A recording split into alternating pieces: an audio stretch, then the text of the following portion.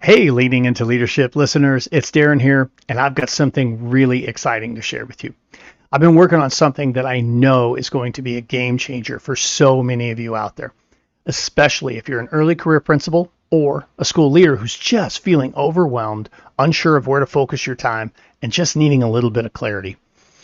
I've spent years coaching school leaders and speaking at conferences across the country, and one of the biggest challenges I hear all the time is this: how do I prioritize my leadership actions when I get constantly pulled in 100 different directions?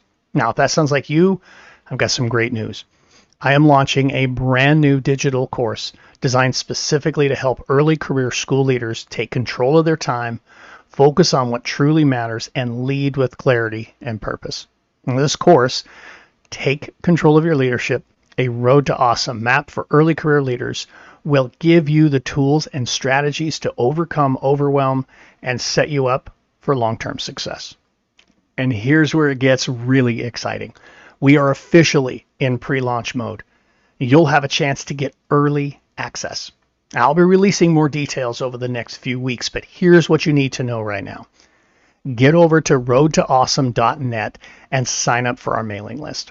As a subscriber, you'll get exclusive early bird pricing, plus some extra bonuses that I'll be sharing really soon, and you don't want to miss that. In the meantime, keep tuning in to the Leaning into Leadership podcast, because I'll continue to be sharing more tips, strategies, and course updates in the coming weeks. I can't wait to take this journey with you and to help you lean into your leadership in an even bigger way. Now, thank you for listening. Let's get to today's episode. Man, how exciting is that digital course right there? I tell you, I cannot wait, folks. Welcome into episode 166 of the Leaning into Leadership podcast.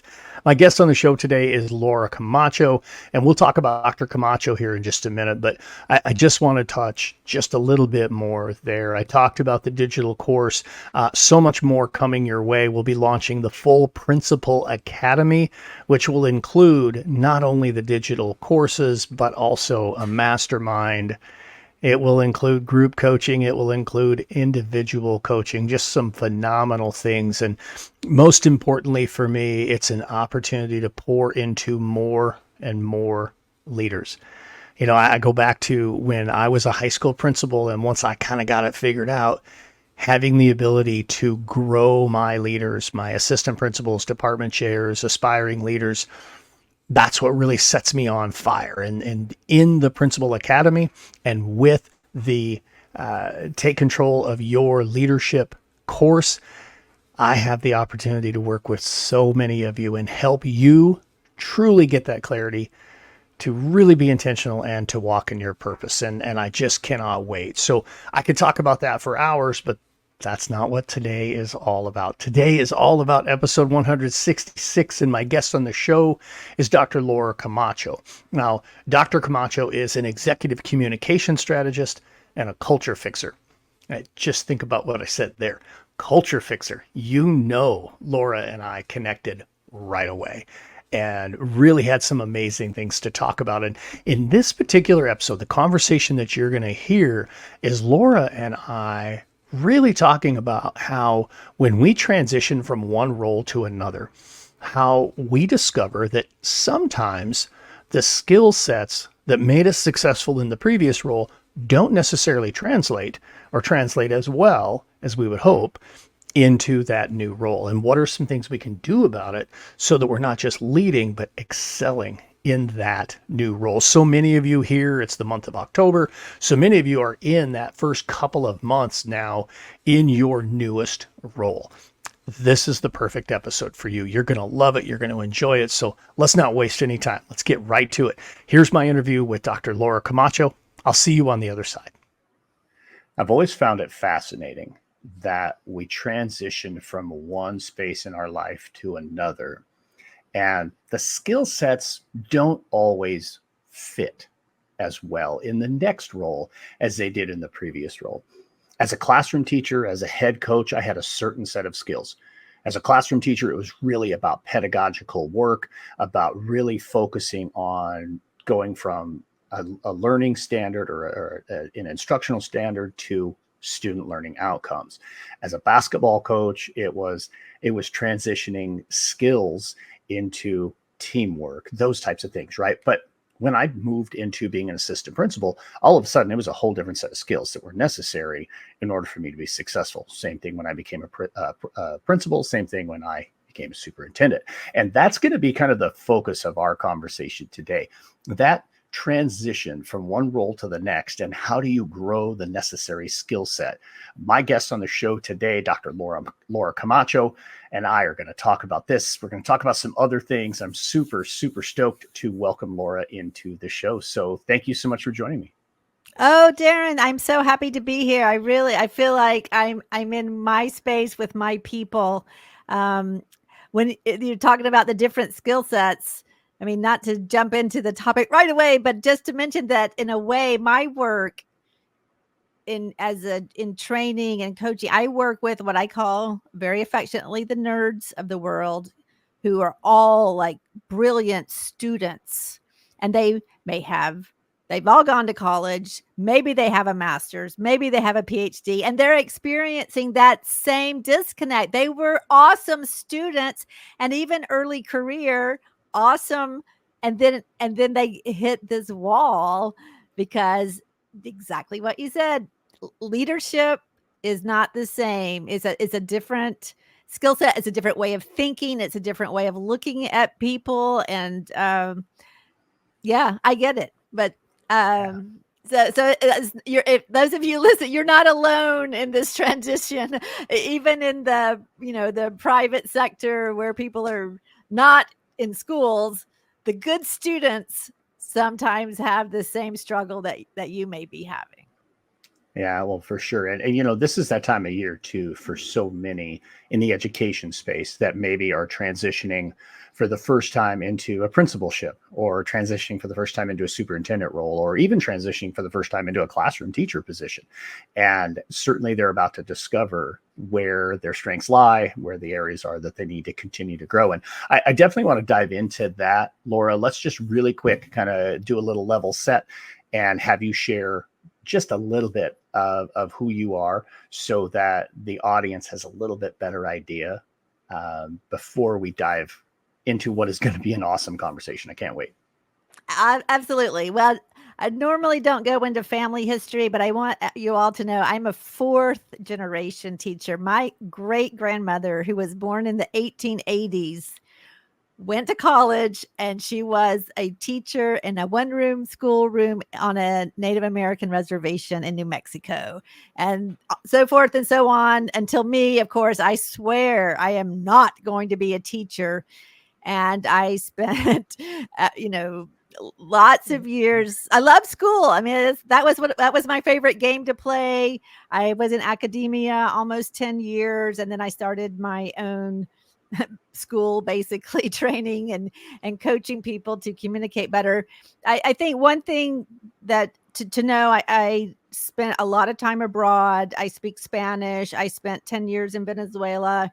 And that's where I got my start in the professional development. I was a facilitator for the 7 Habits of Highly Effective People in Spanish in the 90s.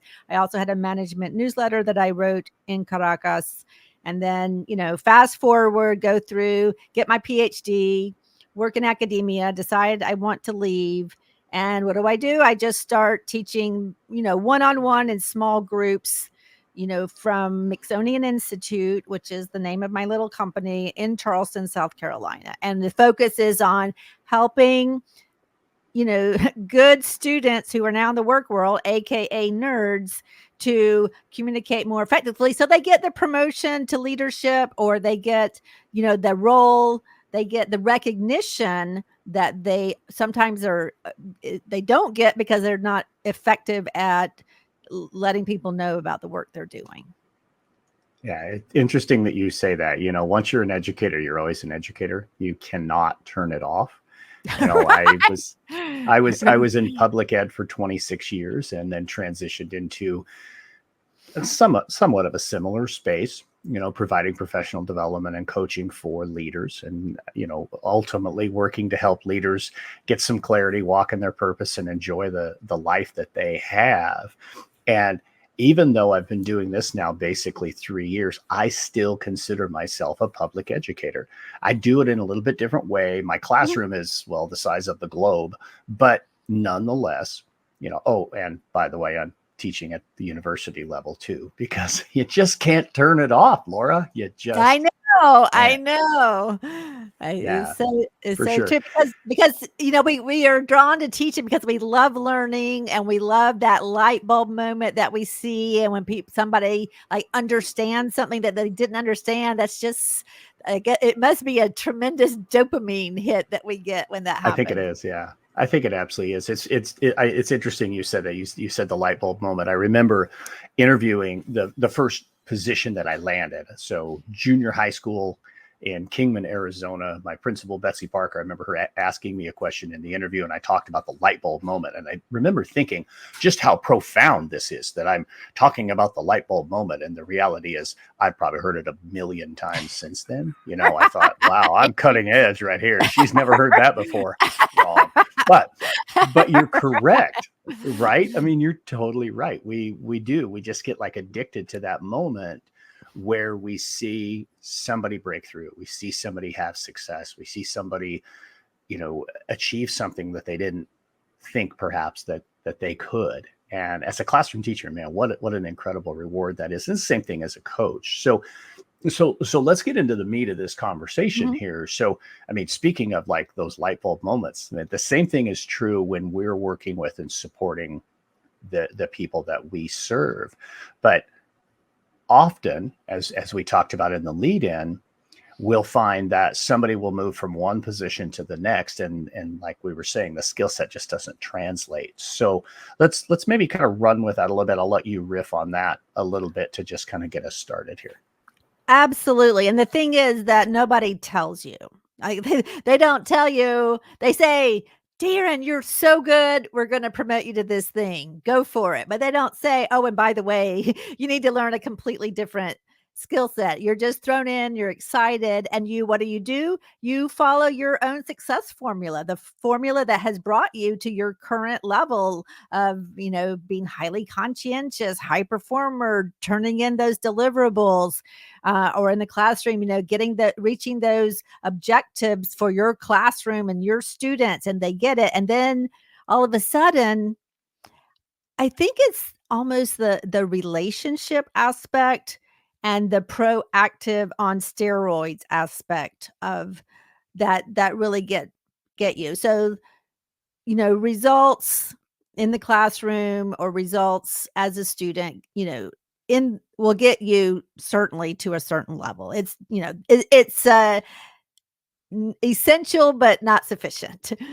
And yet, as a principal or any kind of leadership position, there's a lot of influence that needs to take place to get your ideas across. And guess what? You can't just tell people what to do. You can't just tell them that they need to turn this thing in. You have to get them to buy in, and you don't have the lever of the grade anymore.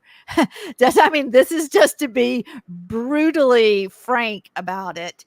And actually, some of us may be introverted or may not really understand that taking the time to get to know your peers, the people working for you, getting to know them is an investment that you need to make in order to get your work done.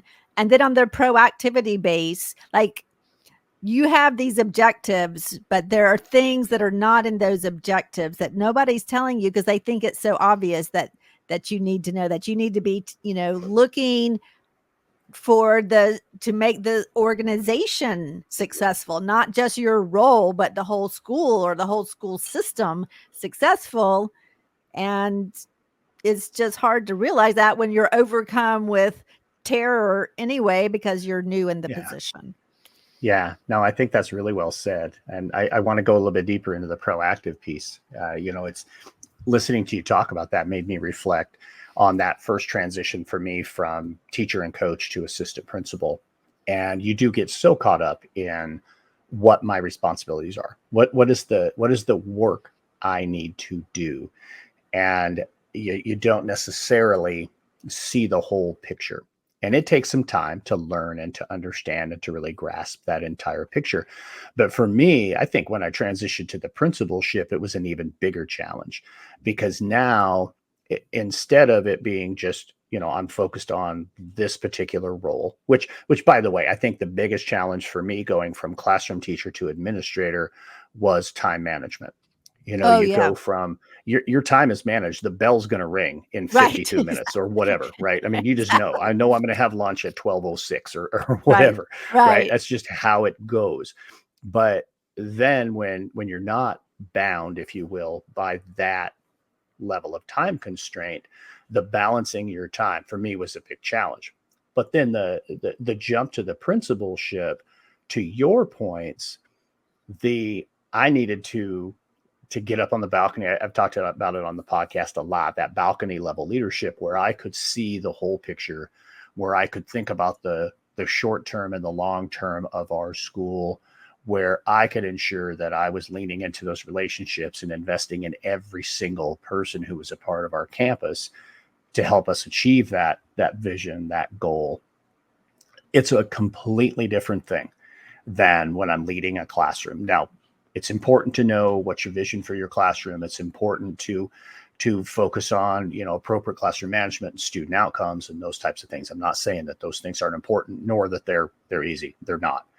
But Correct. it is a hyper jump when now I'm responsible for the whole system. So you talked about the proactive piece. I actually just wrote a blog about moving out of reactive and into being proactive. So I'm curious to get your take on some things you share with leaders or that you experienced that help leaders stay more in that proactive mode and a whole Right. lot less in reactive mode. It's a tough cookie or a tough nut to crack. I don't got to get my metaphor straight. But the thing is like you mentioned, it's not just the time management, although that's part of it. Yes, the class is 52 minutes and you have this much break and you have this free, quote unquote, free space to get your stuff done. But it's just structure. Everything is structured because that's the way modern education is. It is structured. And then you're thrown into a lot less structure, or there is structure, but it's not so obvious to you because you have a lot of meetings and you have these things that you need to achieve, but the the connectivity of action to result can be a little bit less obvious to you, especially if you're new. And the thing about being proactive versus reactive, this was one of the first things I learned with Stephen Covey's work, and it is mind blowing, and there's so many levels to it. And what I learned, we'll get to this later, how you can think, well, let me tell you, Darren, if I'm anything, I'm proactive. And I'm sure if I were to talk with you long enough, you'd be like, "What? I don't think you're really being proactive here, Yeah. Laura." It's not a binary, it's a spectrum and it's multidimensional. But it's a matter of looking for those opportunities to move your goals forward, and or even looking for the opportunity to co-create with another person, looking for ways to help. And let me just I'll just maybe explain a little bit by the opposite. When I was early career, I did a stint at a large hospital. I was in training, of course, because I can't stop teaching, right? Yeah. And I would like I had my objectives, and I would be done. Like I was done, and I might say, "Hey, boss, you got anything for me to do? I'm done." And the boss would say, "No." So I'm asking, for more work, and of course, what I don't realize at the time is that my boss doesn't have time to think about, well, what could Laura do to help me, right? And then later, when I applied for a team leadership position, I was told flat out, "Laura, you don't have leadership potential. I don't see any leadership in you at all." But I was great at doing my work, right? I was great at not only doing the objectives, completing the objectives, and asking for more. So I was, making an effort, but I wasn't getting to know people. I wasn't looking deeply at what my boss was doing to identify, hey, he's got this going on. I'm going to ask him if I can help with that. That was just like, nowhere near my frame of reference. And so and then when you haven't been in the role, or you haven't been in your boss's role before, it's hard to imagine even when you're successful in one place, because that success formula is like amazing. Why is it not going to work in this next role, right? Or if it's not going to work, surely my boss will tell me, hey, heads up, Right. you need to be doing this. Now that they don't think about it, they don't have time, and they assume it's obvious. Does that I really like help? that piece right there. I want to just, I didn't mean to interrupt Mhm. you, but I want to No. jump on that right away because, again, I said it earlier, there are so many right now that are just starting a new principalship, just starting a new superintendent role, just starting a new AP role, right? Or whatever, right? I Mhm. mean, obviously we have people who aren't just educators who are listening to Leaning Into Leadership, but I know the bulk of them are. And what we don't typically do, I think I probably, not probably, I'll eliminate that word. I did not sit down with the leaders who worked with me to define what success will look like. Correct. And until late in my career, certainly Mhm. not early in my leadership career, did we spend the time to define what will success look like. Yeah, I talk frequently with the teams and the individuals that I work with about getting that clarity. What do we care about? What's important, but we also have to define what does that vision really look like, and how, because we'll never know when we get there if we Mhm. don't know what it's going to look like from the beginning. Exactly, Yeah, exactly. But so see, run that with takes that. time. That takes time for a senior leader. It's another thing that we don't understand. We see people above us in the food chain that are making more money and they've got that title, but you do not understand that they are just stretched in 5 million directions, and they're operating on fumes sometimes, and the way they're able to be effective is because they've done it for so long that they've picked up on a lot of things that they don't even know that they didn't know at one point. So never think that they're withholding information, although it could be Right. true, but it's not likely because Yeah. everybody wants you to succeed, because the success of an organization depends on the success of the leaders. So it's a matter, leaning into your curiosity, and it's a matter of just accepting that there are things that you are not seeing, and who can help you see them. Who was some, like a question you can ask your whoever your new boss is, or maybe even a colleague, is this is just a great handy question, is what do you see that I could be doing differently to be more successful? Because you're giving people permission to coach you there, even if they're not officially your mentor. And don't expect that they're gonna tell you, "Well, let me bring up my list, Darren," because they Yeah. really they have it. But if you keep asking that question, you're eventually going to get the feedback. But it takes some humility that, frankly is just not doesn't leave a good taste in your mouth, that humble pie. But I find it's helpful to eat every once in a while, but that's a way, coach me. Mhm. What can I, but make it easy for them. Don't say, hey, I'm feeling a little overwhelmed. What should I do? No, nobody's got time to figure that out for you. But if you keep asking, if do you see any change I should make, or anything I should do differently that would help me be more successful? I think that's specific enough that eventually you're going to get something to go with. What do you Well, think? absolutely. Yeah, well, and it's an opportunity to continue to grow and continue to get better. And I want to kind of take that and pivot just a little bit. Yeah. You've alluded to it a little bit, but I want to kind of go at it a little bit more directly. Just recently, you had a blog post that I thought was just fantastic. You talked about 3 ways to essentially ask, how can I help out? And you've kind of touched on it a little bit. But so if you're an early career leader, or maybe you're somebody, you touched on it too, Laura, where they said, hey, really don't have much for leadership experience. Well, sometimes getting those opportunities to lead, getting those opportunities to get some experience, come down to how you ask the questions. So let's Yes. get into that. You've already talked a little bit about the, hey, can I help you? And the boss says no. So let's get into the other two. Yes. Well, but there's actually a level below that. Like like what you think. If you're new to leadership or if you're new to a role and you're handed, here's your objectives, Darren, we want you to fulfill these things and here are your resources, we wish you success.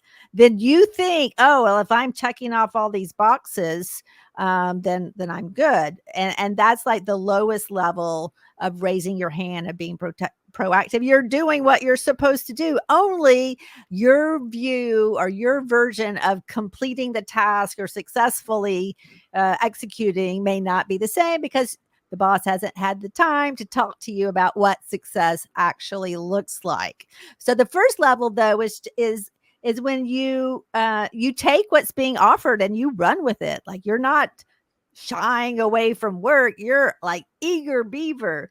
And then, yeah, you may get some level of, like you can breathe and you're feeling a little bit more competent. And you say, hey, boss, how can I help you?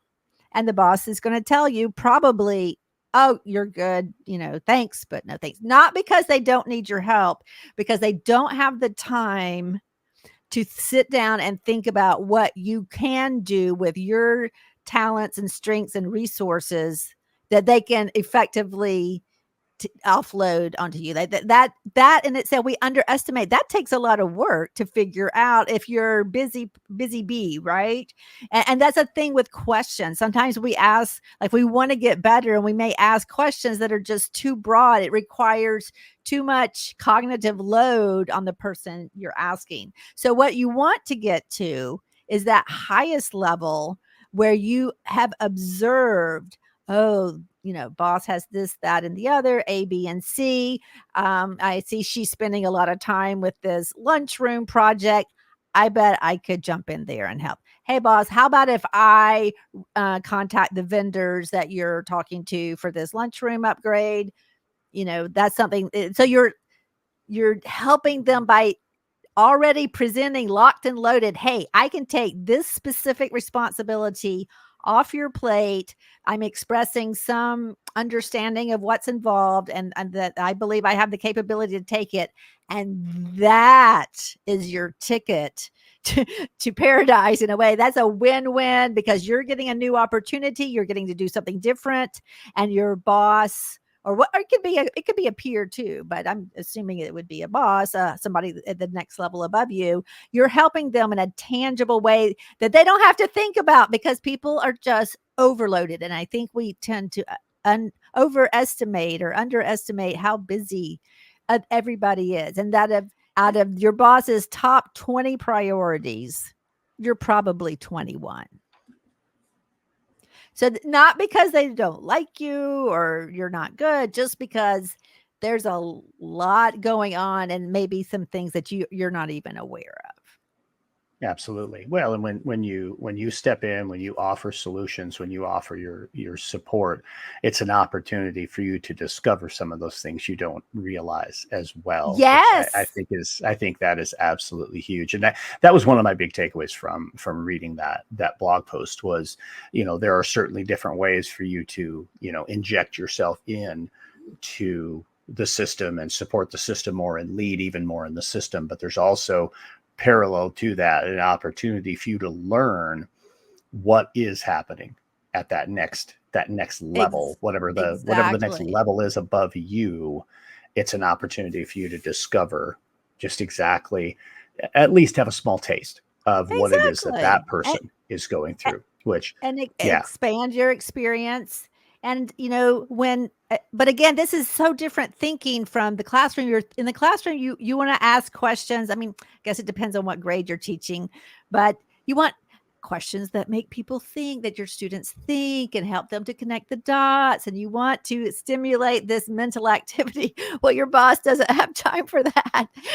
Your boss is already connected the dots. Your boss is like, help me now. If you want to take on something, be specific. Like, I would like to work on this specific project. The specific is terrific in leadership, in leadership communication. I think there's a time and a place for those brainstorming and broad questions, but on the day to day, if you can be specific in your observations and from giving feedback, also being specific. So that's something to think about, is depending on, of course, I guess if you taught biology, then everything there is specific and it might be natural to you. But if you taught communication, which is broad and principles and context driven, specificity is not a default. Yeah, that's good stuff. I love it. So, Laura, we've reached that point in the show where I'm going to ask you the same question that I ask everybody who comes on to the podcast. So the show is leaning into leadership. So how are you leaning into leadership right now? Well, this calendar year, starting in February, I'm a small business owner. Speak Up with Laura is my brand. I do the training and the workshops, and I've been in business. I opened shop in 2009, and as a small business owner, we reinvent our business every so often. And so this year, I hired these consultants, they're young folk, and to help me with different aspects. And so I have eaten a lot of this dish that's not my favorite. It's called humble pie because these people, like, some of the things that they've told me about my communication, say on my podcast, was almost word for word what I tell my clients. Like, Laura, you need to sell the benefits more of what you're going to tell them. And I'm like, that's exactly what I advise in public speaking coaching. Like, tell them, incentivate them to listen. And I'm being told that by this like 28-year-old that I'm not, so that was like, wow. And my podcast has been around for a while, since 2018, and it's totally grew organic. It's just like, homemade apple pie. And they've told me so many things, so many changes that I would have never thought of, that were counterintuitive, did not make sense to me. And again, it's like, wow, you thought you knew it, but you don't. So that to me is like, this is not leading people so much as leading a situation and a company. And then just another leadership situation that I do have several part-time employees, and sometimes I feel like they're just checking the box. And but I know that just saying, I feel like you're just checking the box, is not going to motivate them to take more ownership, and just like trying to think about how, the questions, and taking, again, the investment of time to talk to them about it, is how I'm leaning into the leadership. So that's my experience right now.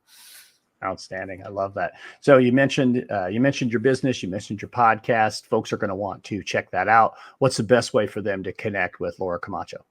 Oh, thank you. Well, the website would be the best place. It's Speak Up with Laura, LAURA.com. Just Speak Up with Laura. And there's links to the podcast. There's the blog, all things communication. It's a business to help nerds, the smart kids in your classrooms who went on to companies, but they were so introverted that they got stuck. So that's where I go in, and that's where I'm helping them just to reframe and learn some tools of the trade to achieve the things that some of you listening are maybe stuck on too. Is this, that Darren helps you with, is those things that you didn't know that you needed to do in order to be successful. But that's life, right? It's great to learn new stuff. Absolutely. Thanks so much for joining me here on Leaning into Leadership. Laura, this was a great time. Well, I just want to say one more thing. I want to say thank you all for everything you teachers and leaders of education are doing. You are preparing our future. And I want to give you a heartfelt thank you. I have never been a principal, but I have been a teacher. I was a teacher for a long time. I know what you're doing is not easy, and I think it's harder now than it was when I taught. So thank you. Absolutely. That's awesome. So thanks again. Thank you for joining me here on Leaning into Leadership. My pleasure. Thank you. Like I said, That interview right there, I knew it wouldn't disappoint. Just some amazing stuff there. Make sure you get down there in the show notes and get connected with Dr. Laura Camacho. Again, I really appreciate her coming here on the show. And now it's time for a pep talk. Today in the pep talk, I want to remind you that it's October. And in the month of October, I'll tell you, just the first few days of October, I've had a handful of conversations with school leaders that I coach, and every single one of them have talked about struggling to get out into the classrooms. Yeah, they started the year off strong and they were able to get into 4, 5, 6 classrooms every day to start the school year. But now we're into October and things are starting to get in your way and starting to bog you down. Does this sound familiar? If it does, your challenge is this. Get some time blocked on your calendar for the coming week, even if it's just 10 minutes at a time, 2 or 3 times in the coming week, to go get into just 2 or 3 classrooms. Now, it may not seem like a lot, but it's 2 or 3 classrooms more than you're currently doing, right? Just be intentional with your time, set those time blocks into your calendar, and then stick to them. Think of it as a contract with yourself. You're making a commitment to yourself to go and do that. You can do that. It's a great start. And before you know it, you'll be back in the swing of being in the classrooms like you want to do. That's what I've got for you this week, folks. Thank you so much for joining me here on the Leaning into Leadership podcast. As always, if you're leaving reviews, if you're leaving 5-star ratings, those things help us. They help drive the algorithm, get more people the opportunity to listen to the Leaning into Leadership podcast. So please leave us a review, give us a 5-star rating, share the show with somebody else who you think will truly enjoy Leaning into Leadership. Have a Road to Awesome week.